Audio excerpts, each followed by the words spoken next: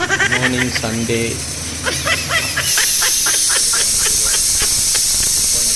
Sunday special. இன்றைக்கி பிரியாணி செய்கிறோம் குர்பானி கறியில். பக்ரீத்துக்கு அப்புறம் வெங்காயம் பச்சை மிளகா வதக்கியாச்சு எண்ணெயில். கொஞ்சம் இஞ்சி பூண்டு பேஸ்ட்டு ஆட் பண்ணியிருக்கு. இங்கே கறி தனியாக வெந்துக்கிட்டுருக்கு. இது பொன்னிறமாக மாறிடுச்சு. அதுக்கப்புறமா வந்துட்டு நம்ம மசாலா போடுவோம். மசாலா போட்டு சக்தி சில்லி பவுடர், மிளகாய்த்தூள் ஒரு ஸ்பூன் ஆட் பண்ணியிருக்கு. என்ன அப்புறம் மிளகாத்தூள் ஆட் பண்ணியாச்சு. மேலே கொஞ்சம் புதினா ஒரு 10 கிள்ளி போட்டிருக்கு. அப்புறமா தக்காளி ஒரு 6 தக்காளி கலர்ஃபுல்லாக வந்துருக்கு. மசாலா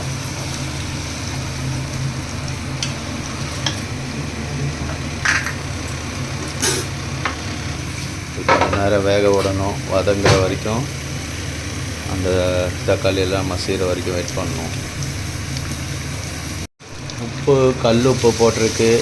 ஒரு 1/4 ஸ்பூனா ஒரு 1/4 கை அளவு போட்டிருக்கு. இது வந்து தம் பிரியாணி தான். அரிசி வந்துட்டு நம்ம தனியாக தண்ணியில் ஊற வச்சுட்டு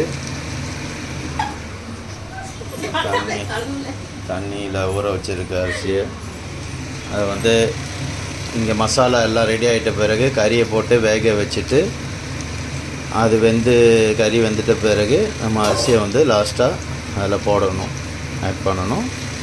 அப்புறம் தண்ணியெல்லாம் கொஞ்சம் ஓரளவு வற்றிட்ட பிறகு தம்மில் வந்து நம்ம சிம்மில் வச்சுட்டோன்னு சின்ன வெயிட்டை வச்சு பிரியாணி ரெடி ஆகிடும். இன்னும் மற்ற ப்ரிப்பரேஷன்லாம் கண்டினியூ ஆகும். கறி குர்பானி கறினால் வேகிறதுக்கு லேட் ஆகுது. இப்போ தயிர் ஆட் பண்ணுறோம் அந்த மசாலாவில். வெங்காயம் வதங்கிருச்சு. இஞ்சி பூண்டு மசாலா போட்டாச்சு. தக்காளி மசாலா மிளகாத்தூள் போட்டு ப்ரிப்பேர் ஆகி இப்போ வந்து தயிர் ஆட் பண்ணியிருக்கோம். தேவைக்கான அளவு தயிர் போட்டாச்சு. இப்போ கொத்தமல்லி கட் பண்ணி வச்சது, கொத்தமல்லி பச்சை மிளகா இது வதங்குற வரைக்கும் கொஞ்சம் வேக விடணும்.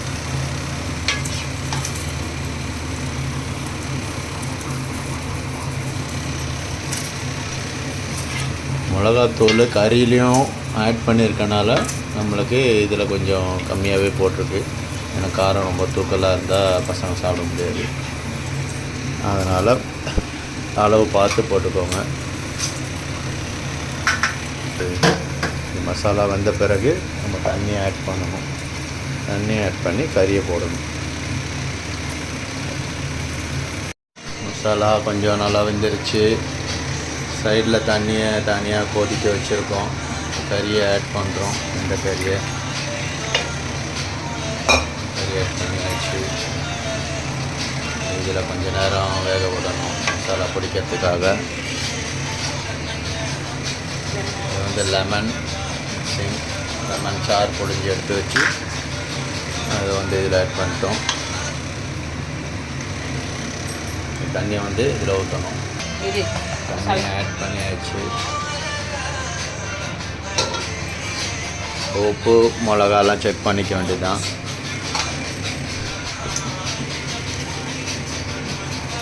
கொஞ்சம் உப்பு கல் உப்பு ஆட் பண்ணியாச்சு. அரிசி வந்து 1 கிலோ, ஒரு கிலோவுக்கு கறி ஆட் பண்ணியிருக்கோம். இது நல்லா கொதிக்க விட்டு கொஞ்சம் தண்ணி வற்றின பிறகு அரிசி ஆட் பண்ணணும். அரிசி ஆட் பண்ணுறோம்.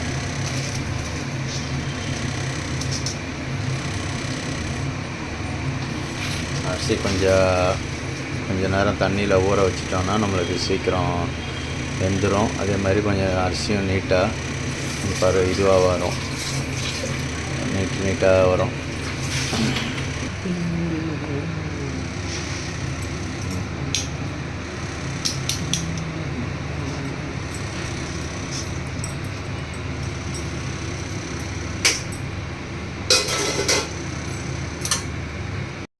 தண்ணி ஆட் பண்ணிட்ட பிறகு கொஞ்சம் கொதி வந்தோன்னா நெய்யை ஆட் பண்ணிக்கலாம். நெய் வாசனைக்காக இப்போ லாஸ்ட்டு ஃபைனல் ஸ்டேஜுக்கு வந்துருச்சு. இதில் வந்து இப்போ நம்ம நெய் ஆட் பண்ண போகிறோம். நெய் ஆட் பண்ணிவிட்டு அவ்வளோ சிம்மில் கொஞ்ச நேரம் வச்சுட்டு தம்மில் போட்டுற வேண்டியது தான்.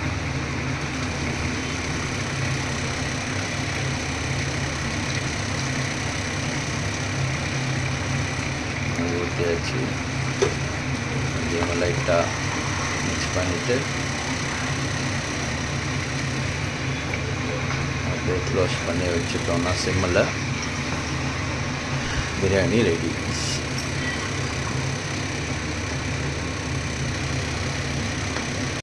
ஃபைனலாக கடாயில் தூக்கி வச்சாச்சு தம்முக்கு.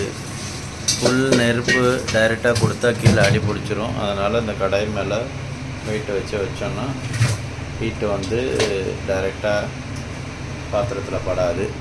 அதனால் நம்மளுக்கு அடி பிடிக்காது. இதுதான் தம் பிரியாணி முடிஞ்சு. பேசி பார்க்குறீங்களா? ஃபைனலாக நைஸ்.